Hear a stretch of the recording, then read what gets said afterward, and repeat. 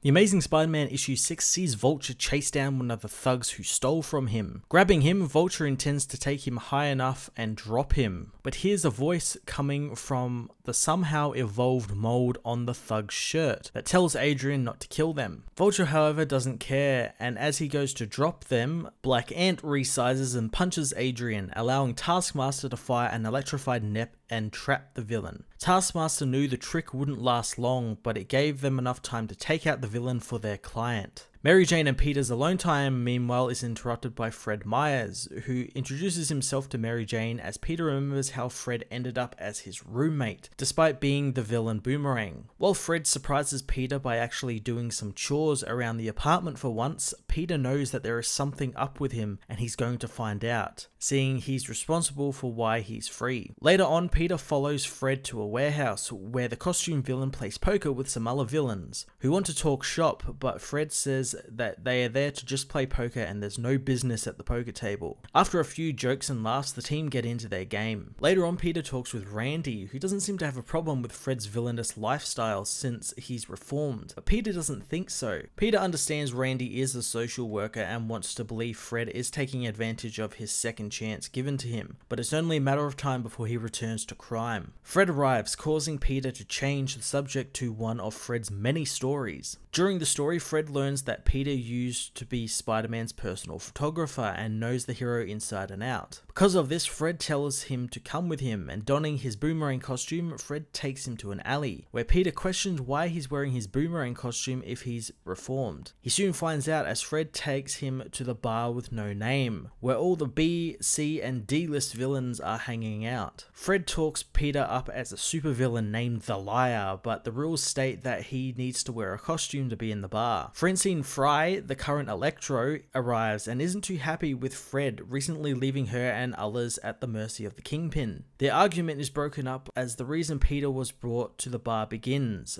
Trivia Night. But not just any Trivia Night, it's Spider-Man Trivia Night run by the Living Brain and the Answer. The contest gets underway and Peter doesn't want any part of it despite the generous cash prizes involved. This changes, however, as he overhears some villains planning a big score, so if he sticks around he can get information from them. Peter thinks the questions would be hard, but soon finds out they're actually easy, leading him to take charge of his and Fred's team as everyone else doesn't seem to know the questions. Fred meanwhile gets a call from Kingpin's office while he's in the bathroom, who aren't happy with Fred and want him to give them his terms. Fred, however, isn't happy with the mayor's office since they've been calling him a hero in the news, and that's been very damaging on his reputation. And thanks to them calling him, he knows that they are desperate, so he holds all of the cards and will ask for whatever he wants. Outside, Peter goes into a literal sudden death elimination round of trivia with the Living Brain, who thinks Peter's answer to who hired Spider-Man to drive the Spider-Mobile is wrong, but Peter finishes his answer, getting it absolutely correct and causing the Living Brain to malfunction.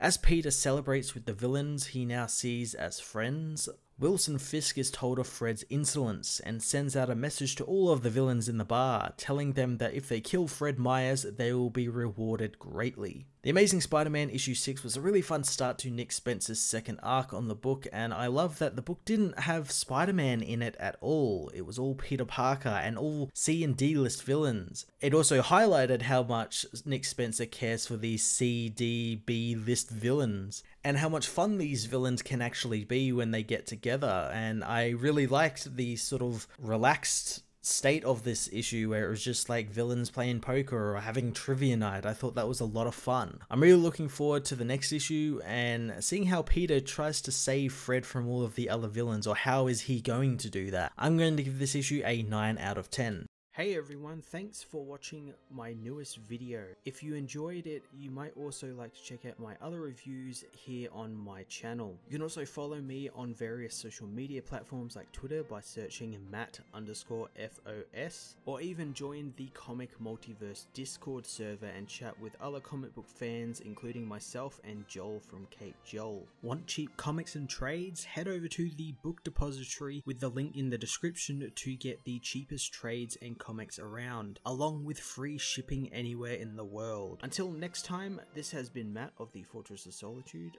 Thank you so much for watching.